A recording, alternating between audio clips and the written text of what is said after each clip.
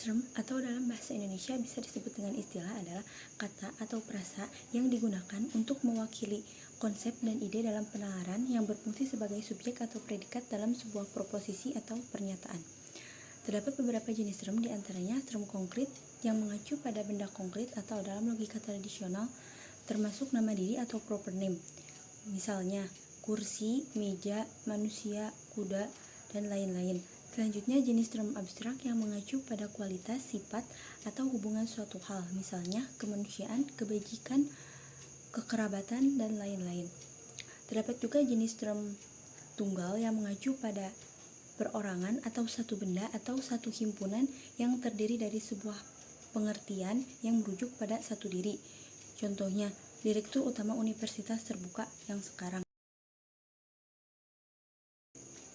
Selanjutnya, logical fallacy atau sesat pikir adalah kekeliruan dalam penalaran berupa pembuat kesimpulan dengan langkah-langkah yang tidak sah karena melanggar kaidah-kaidah logika maupun perbincangan yang bercorak menyesatkan karena sengaja atau dengan tidak sengaja memasukkan hal yang dapat membuat kesimpulan tersebut tidak sah. Sebuah argumen dapat dikatakan berlogical fallacy dapat dilihat dari hubungan antara premis dan kesimpulannya. Jika premisnya benar tetapi dalam kesimpulannya tidak menghasilkan konklusi yang sebenarnya, maka argumen tersebut dapat dikatakan berlogical fallacy atau sesat pikir. Terdapat beberapa bentuk logical fallacy atau sesat pikir, diantaranya sesat pikir verbal yang terjadi karena kesalahan dalam penggunaan kata atau terdapat kemakna gandaan dari suatu kata.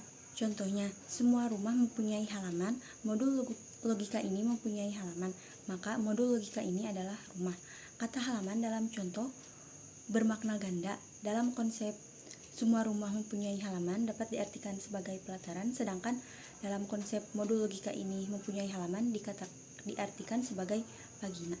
Agar terhindar dari logical fallacy atau sesat pikir adalah dengan cara kita harus selalu berpikir kritis dan harus benar-benar memahami apa yang ingin disampaikan, baik itu pengertian, alasan, contoh, juga bentuk, agar argumen tersebut relevan.